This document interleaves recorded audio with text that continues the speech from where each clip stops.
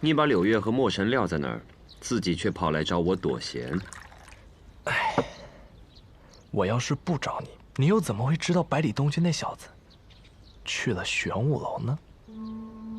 玄武楼？你说他的运气怎么能这么差呢？哎，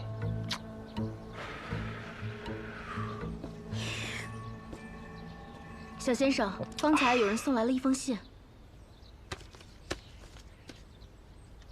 还跟白小棠买消息了？对啊，花了我好大一笔银子呢。真有钱。那边说了，这封信还得加钱。那看来这是了不得的消息啊！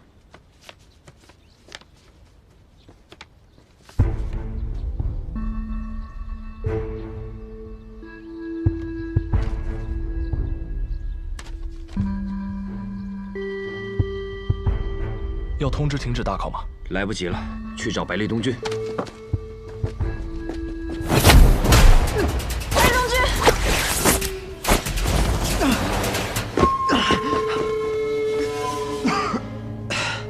你们刚才就应该别管我，直接跑啊！浪费了我这招声东击西。既然逃不了，那就打吧。4个打1个，还怕我们拳头不够硬吗？ 你跟他对一拳，就知道你的拳头硬不硬了。虽说我刚踏入江湖不久，但我还是看得出来的。此人为逍遥天境，咱们几个金刚凡境，根本就不是他的对手。你错了，哪儿错了？我不是金刚凡境。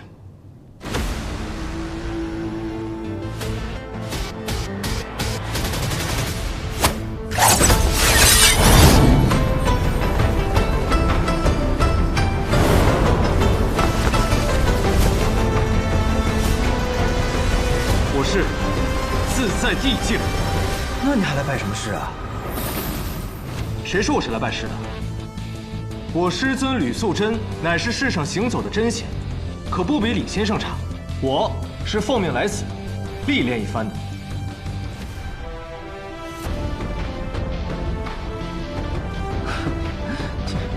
东君啊，怎么了？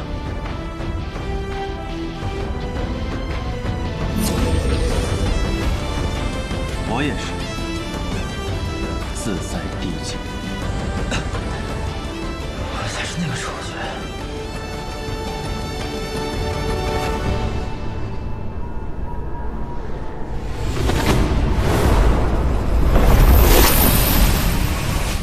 不打了，你们4个走吧。为何忽然放了我们？刚才你们有机会抛下那个用剑的小子独自逃跑，却没有那样做，我觉得很满意。所谓学堂的考核，不过是一个我满意。若要你们真的打过我，才能算作通过，那还办什么师？你们自己就可以当老师了。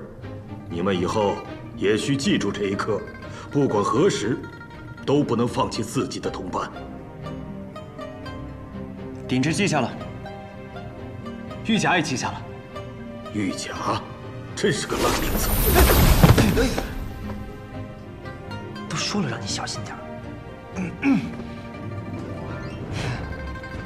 前辈教训的是。哎呀，再多赠你们一句话吧，只靠你们自己的锦囊，是无法找到你们想要的东西的。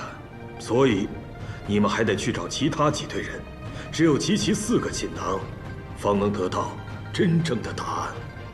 晚去不如早去。走吧。多谢前辈。谢了啊，还知道救我。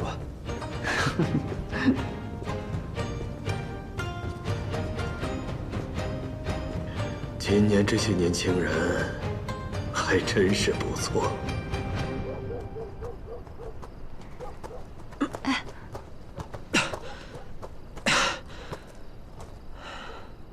你还好吧？不太好，我体内的真气在四处乱窜。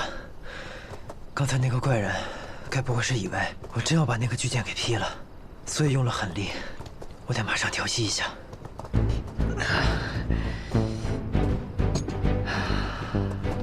我来帮你运气，很快。你需要多久？少说得小半个时辰。他这伤必须现在就治，不然我们一会儿遇到诸葛云，我们少一人也不好对付。我为你们护法。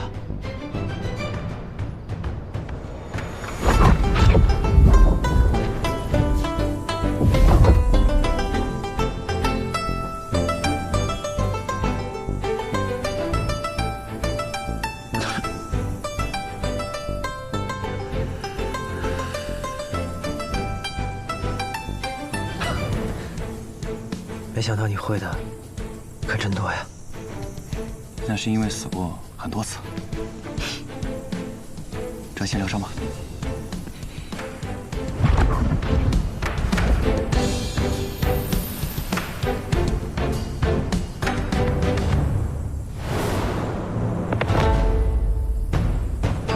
真好啊！什么真好？年轻而绝世的少年，齐聚于这座集世间繁华于一处的城池，并肩作战，在屋檐之下对坐疗伤。这本就是一件让人觉得很好的事。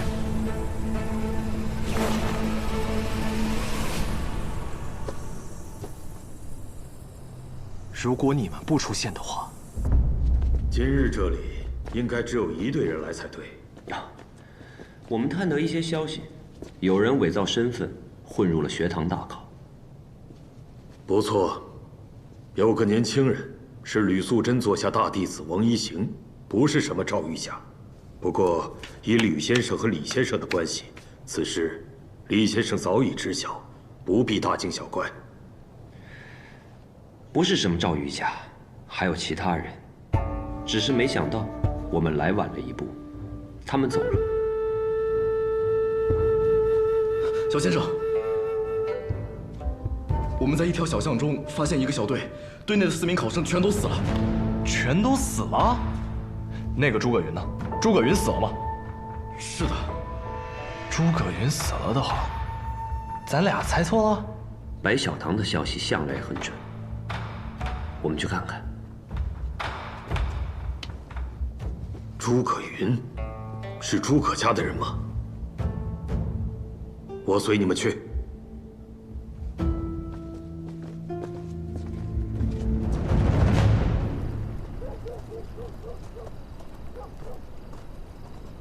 其中3名考生死状惨烈，刚来这里的时候几乎没法看。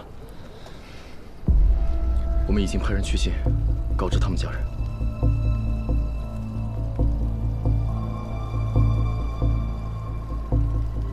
这是个什么样的变态？这些考生跟他有什么冤仇？为什么要手杀无辜之人呢？诸葛云死的比较特别，尸身上也没有那么多伤。这边。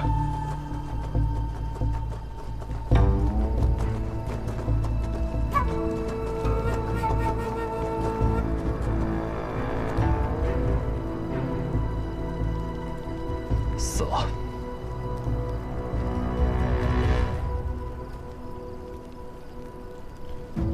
我知道了，这个凶手肯定对诸葛家是有独特的情感，不然这个诸葛云死的也不会比别人漂亮那么多。现在不是说这些废话的时候，快派仵作过来验尸。这个就是你们说的诸葛云吗？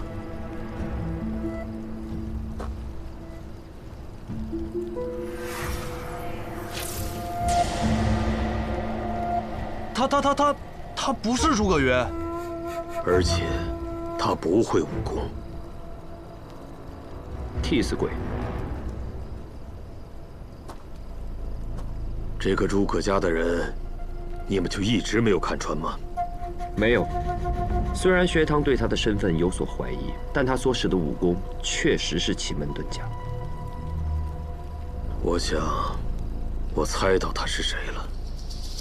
只是，如果是他，那么事情可就麻烦了。有意思。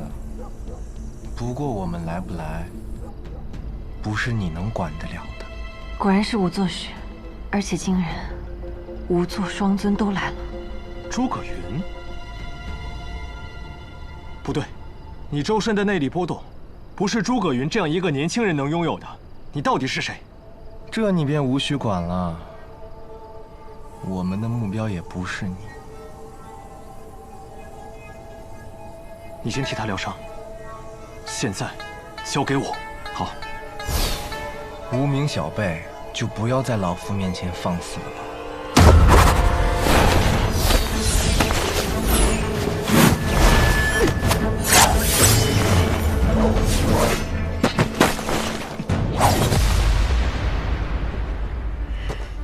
无名小辈。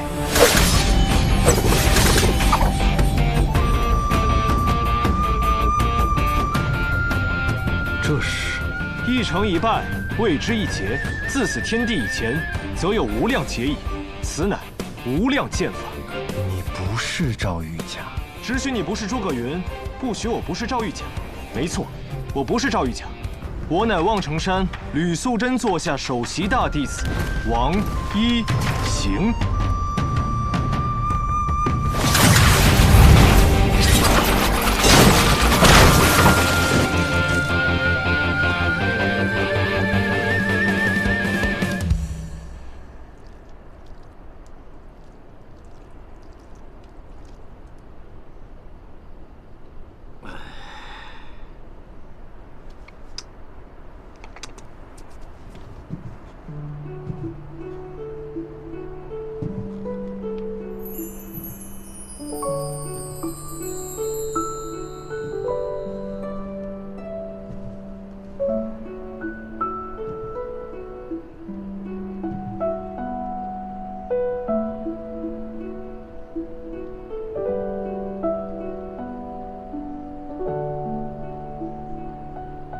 你未来的弟子正在面临强敌，生死关头，你却在这儿喝酒，打瞌睡。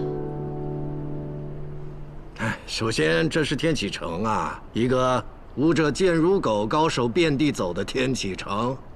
要说敌人有多强嘛，也不算强，因为最强的人是我，我才是天下第一。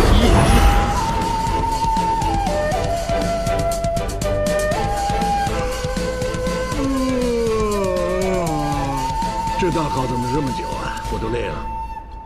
他们遇到的敌人，不是普通的敌人。哎呀，哪有什么普通不普通啊？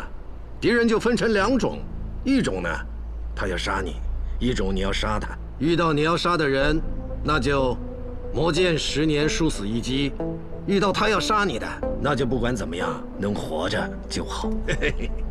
方才若风送来的消息，你猜到那些人是谁了吗？天外之天，方外之地，也是一个曾经的王朝最后的退守之地。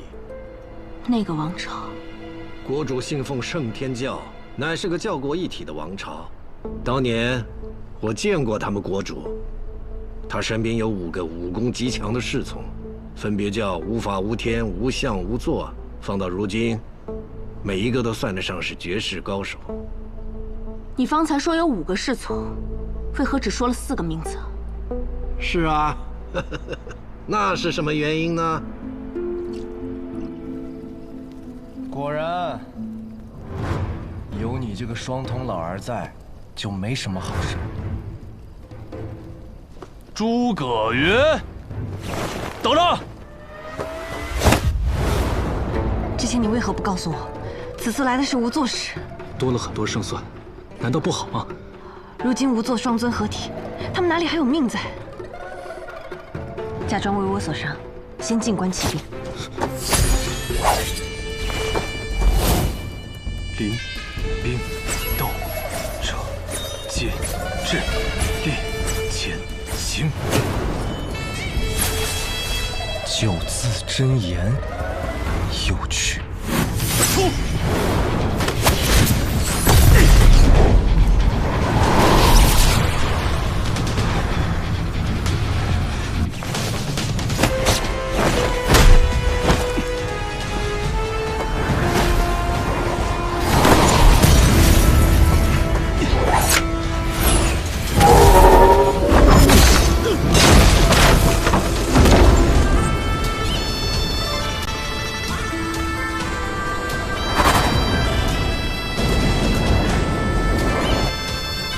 这是不动明王功。运功时成金刚怒目相，鬼神皆畏惧，是为不动明王。此功已爆发出自己身体里所有的能量，逆境杀人，是世间最蛮横霸道，却也是最伤人伤己的武功。你竟真的能变不动明王？我不信。那就打到你信。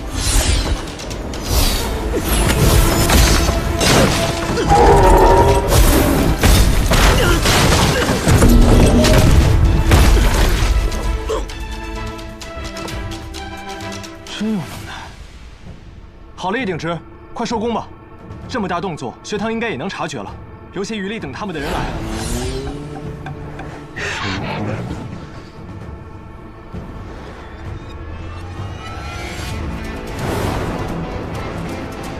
不好，他要走火入魔了。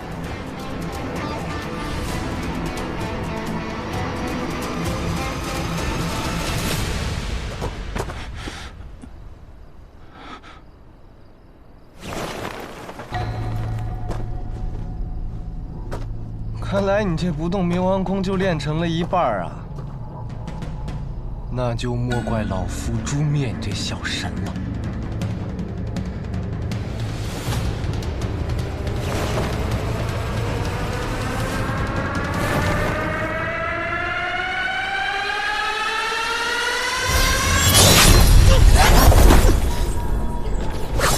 当着我的面敢动我的人，我不过是受了点小伤，就容你这么放肆？等了这么久，也该轮到我这个主角登场了。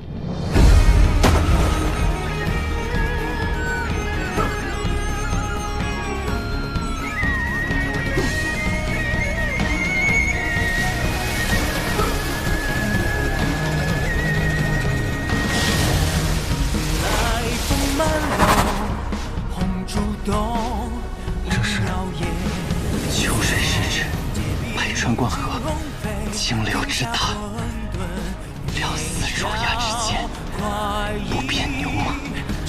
好，很好。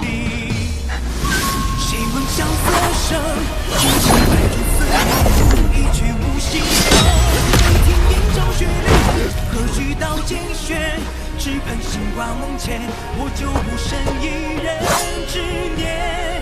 不退还。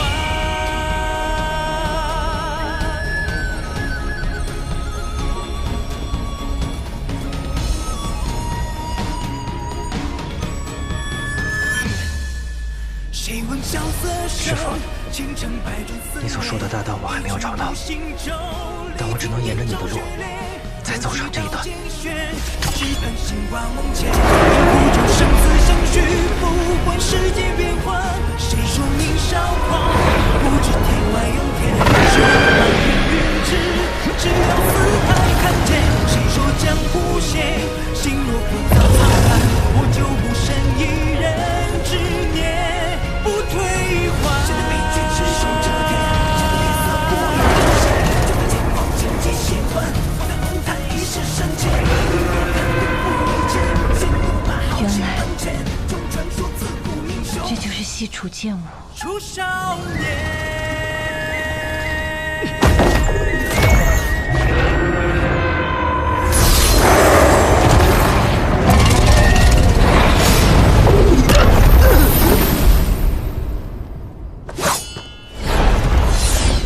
我们会再见面的。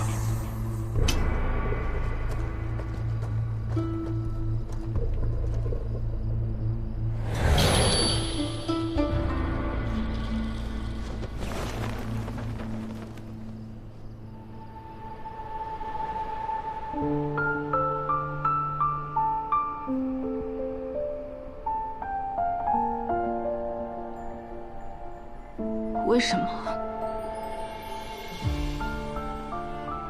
我刚刚感觉到他回来了。他没回来，他已经死了。天地若湮灭之前，红尘间皆无念。我知道。你不知道。他当时没死，在钱东城里面待了10几年。他是死在了几个月前，死前留下一个弟子。你刚才感受到的就是这名弟子的剑意。尘嚣不见，剑意永存，也算是慰藉吧。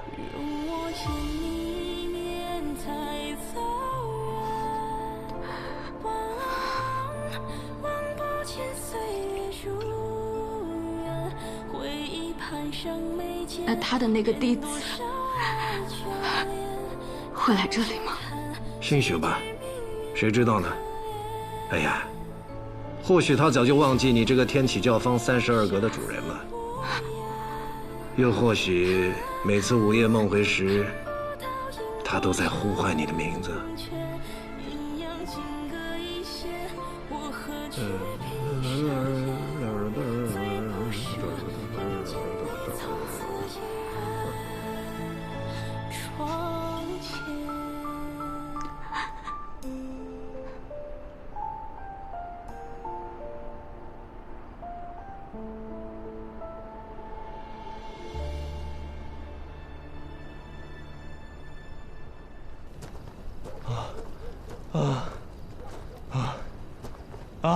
烦死了！怎么追也追不上。这家伙故意带我们绕了一圈。他是在替他们争取时间啊！这家伙还有同伙？哎，是柳月，他为什么突然召我们回去啊？只有一种可能，那就是师傅他准备接管这场考试。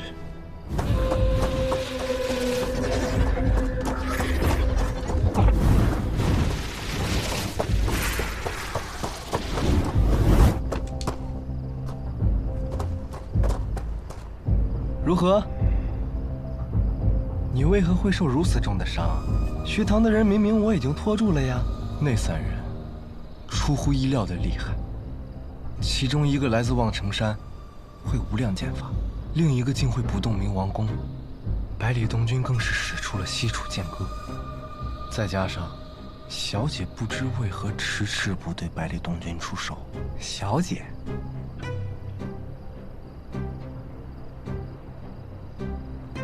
带不回百里东君，我们怎么交代呀？无碍，无相氏还有后手。哥哥，有人。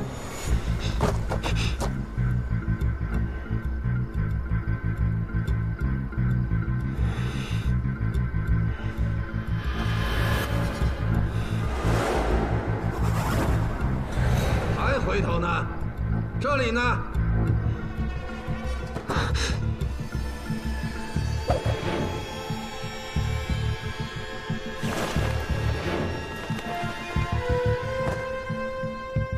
学堂李先生，很好，这么多年过去了，还记得我。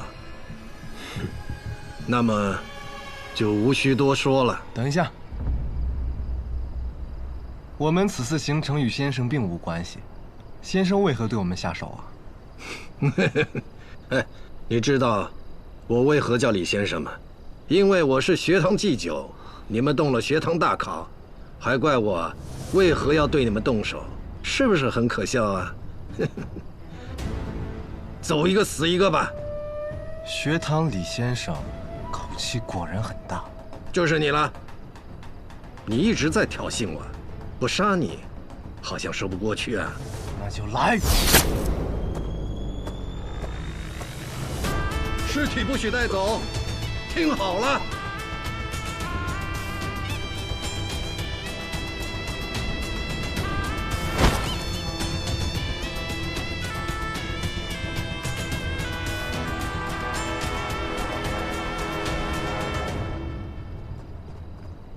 所以我们现在是不是应该去找其他队，去抢他们的锦囊？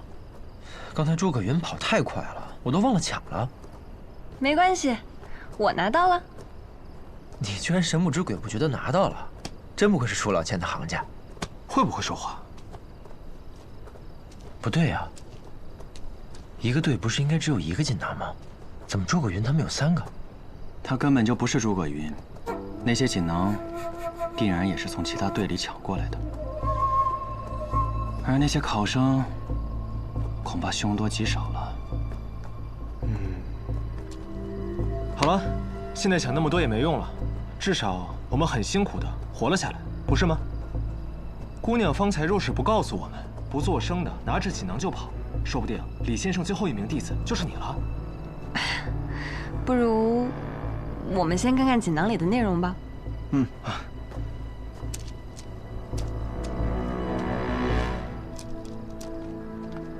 是一首诗：天不出朱雀离气，君不见玄武临事。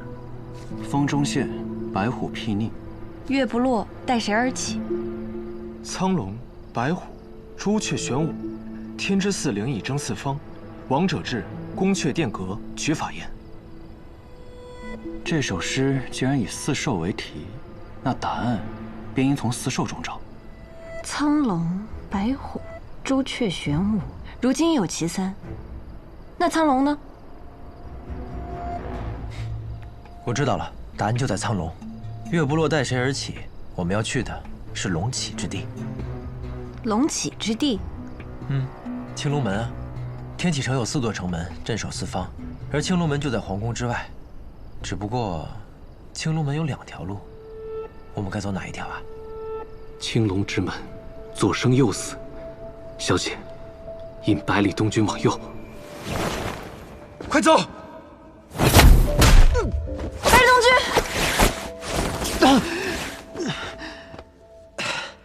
你们刚才就应该别管我，直接跑啊！往左。你们往左。我往右走，分散开来会好一些。怎么能让一个姑娘走一条路呢？我往右吧。不如我们……不可。为何？方才那些人，不知是什么来路，难免会在路上设下伏击。你们都受了伤，我伤势较轻。我往右走吧。姑娘和东军往左吧，我和一鼎之往右。放心吧，即便是这种情况下，能打过我们联手的人，也屈指可数。确实如此，这样也好。走吧。走了。我们也快走吧，天快亮了。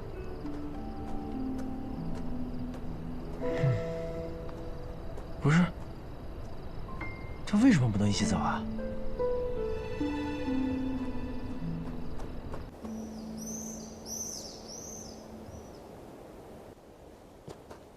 尹罗侠有问题。我怀疑他有。学堂大考之前，我曾在蓬莱阁与他有过一面之缘。当时，他可不是这身装束。不过，他最后应该选择站在了我们这边。哎，灵芝，你既然知道左边是生路，为何还要往右边走？你猜，等右边的人发现不对，来不来得及赶到左边呀？我可不敢赌。那尹洛侠呢？他往这边不也一样？他背叛了他的组织，等待他的，或许只有死路一条。看不出来啊，叶兄弟，还挺怜香惜玉。过奖了。人帅心善。见不得救了我们一命的人枉死而已。哎，对了，你是吕素贞的徒弟，那你为何要参加学堂大考呢？受人所托。你呢？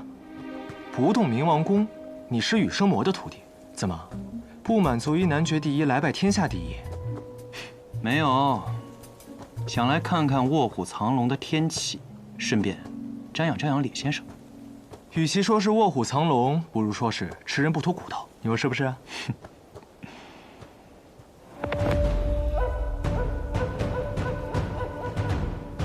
此去青龙门正常需要多久？半个时辰。那便拖上他半个时辰好了。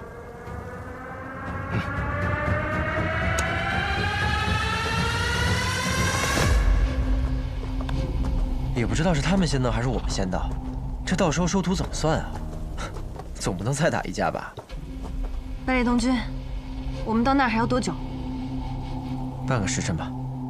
太慢了，再这样下去，你可就要辜负你的兄弟为你敷衍的一番好意了。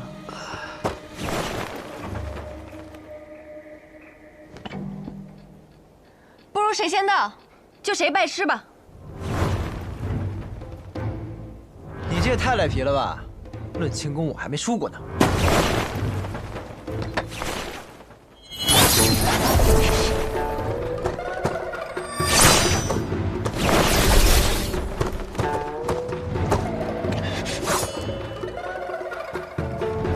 你入好了，不动明王反噬了。再次使用内力的时间间隔太少。你方才内力耗尽过，不过我们交手时，筋脉并未损伤。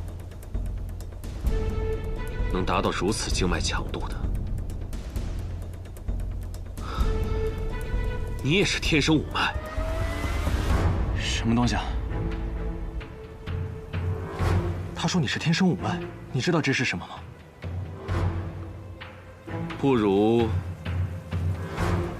你跟我回去吧。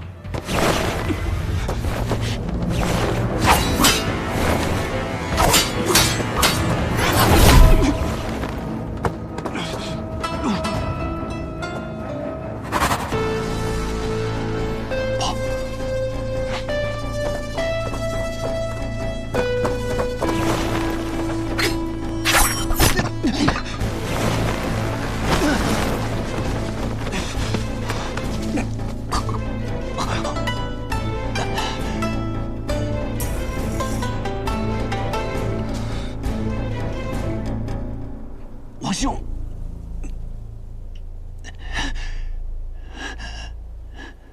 你们是谁啊？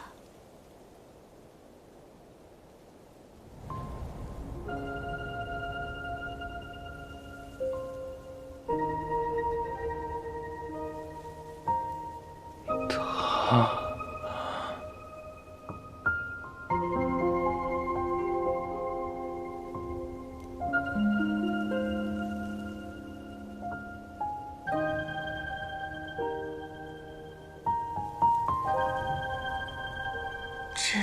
起来好面熟。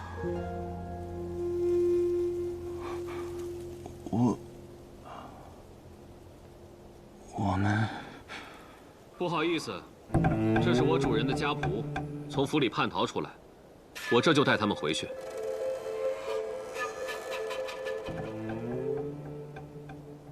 世间哪有穿成这样的家奴，又哪有武功如此高强的管家？姑娘，我劝你不要多问。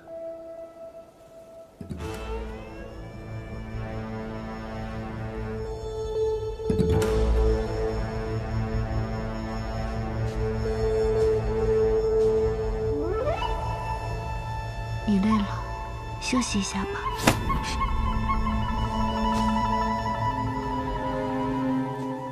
你走吧。你说什么？我说，你走吧。如果你坚持要救他，我会杀了你。哦，那就要看看你有没有这个本事了。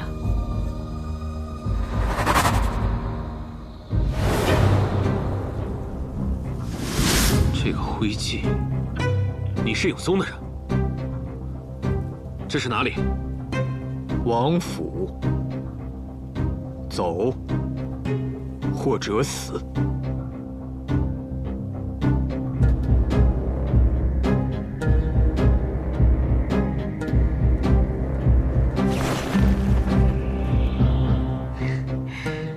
师兄果然厉害，他竟然被你吓跑了。不，他很强，我也未必能打赢。他忌惮的是你的身份。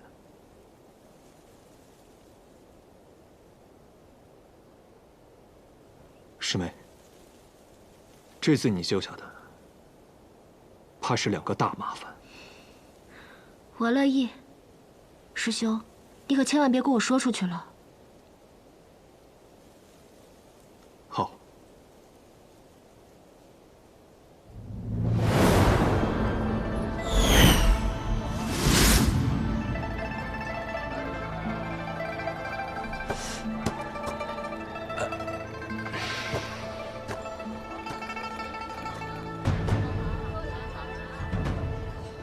哎呀，到了没啊？师傅，师傅，到了。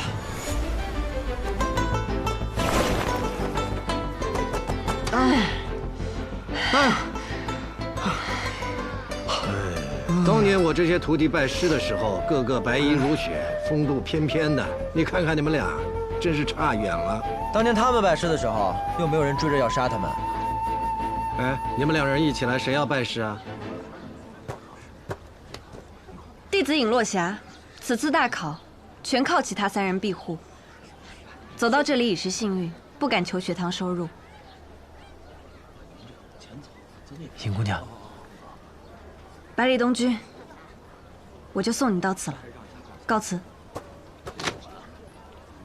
姑娘是否愿意拜我为师？哦，敢问公子收我的理由？因为你长得好看，且很机敏。而我的武功只教于我有眼缘的人。为何？我的武功掌握在我的手里，所以我说了算。这个理由如何？更何况，姑娘的行事作风颇合我眼缘，想收就收了。可我这多好啊，尹姑娘。不是吧，不是吧，柳月，你还真要收徒啊？师兄，我都还没有收徒呢。按照辈分来说，应该是我先收才对吧？你想收就收，但大嫂应该会把你埋进剑冢里吧？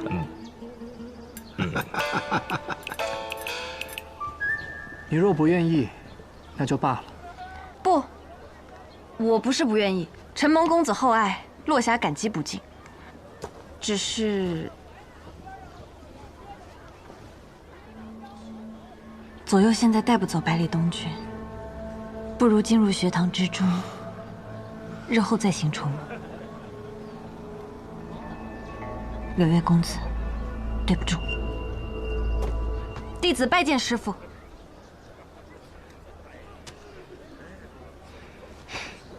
哎呀，拜个师有那么麻烦吗？喂，小子，你呢？我？我先不拜，我等人呢。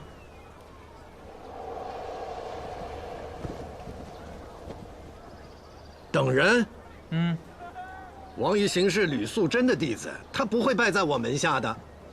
我知道，但还有叶鼎之呢，他一定马上就会来的。哎，这我倒听很多人提过这个名字，叶鼎之，叶鼎之，听起来挺强的啊。比我强。那如果他来了，我选了他，你怎么办？那能怎么办啊？虽然免不了被嘲笑一番，我也只能骑着我的马，回我的钱东城喽。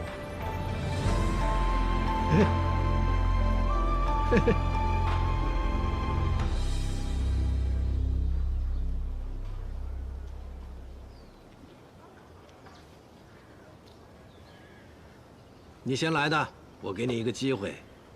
你觉得，如果你们两个同时在我面前，我应该选谁？你应该两个都选。为何？因为我们两个都很优秀啊，错过谁你都会觉得很可惜的。嘿嘿，我要告诉你一个秘密，这世上只有别人因为错过了我而觉得可惜，从来没有我因为错过任何人而可惜。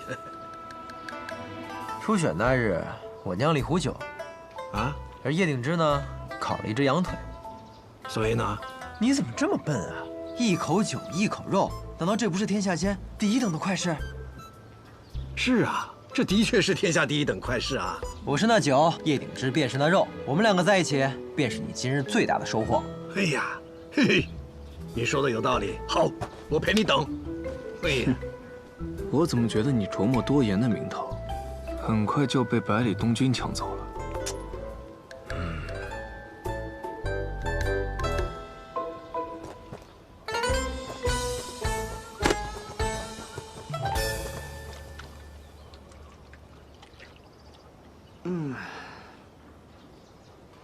百里东军，你为何想要拜我为师啊？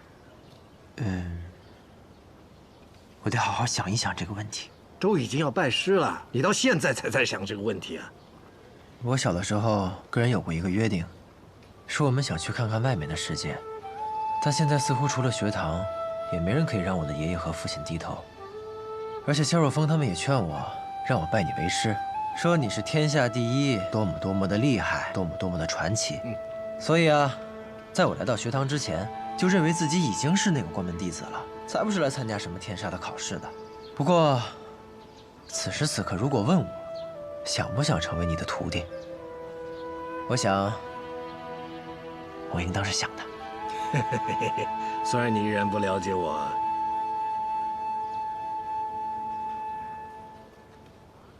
我有过一个师傅了。他是我见过这世间最绝世的人。他临死前告诉我，希望我酿一壶桃花月落，挂在天启城最高的地方。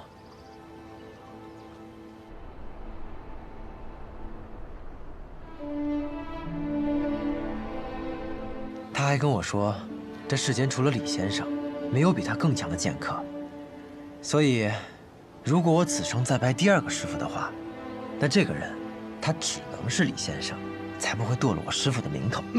看来不是我选了你，而是你选了我。哼，没错。你选了我不亏的。怎么啦？因为迟早有一天，我会名扬天下。怎么样才算是名扬天下呢？你爷爷、你爹那种够不够格？不够。北篱八公子够了吧？也不够。还不够啊？怎么才算够呢？我这样的呢？够了。你说对了。一会儿不管那个叶鼎之来了，我满不满意，你这个弟子我先收下了。好。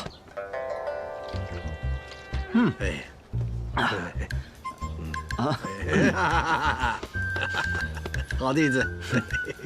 就。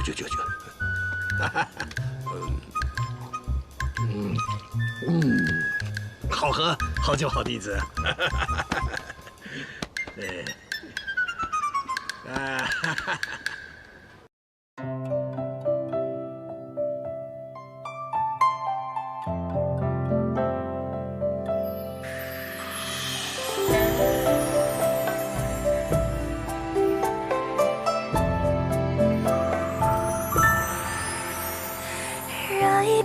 轻轻微风，绕心游弋。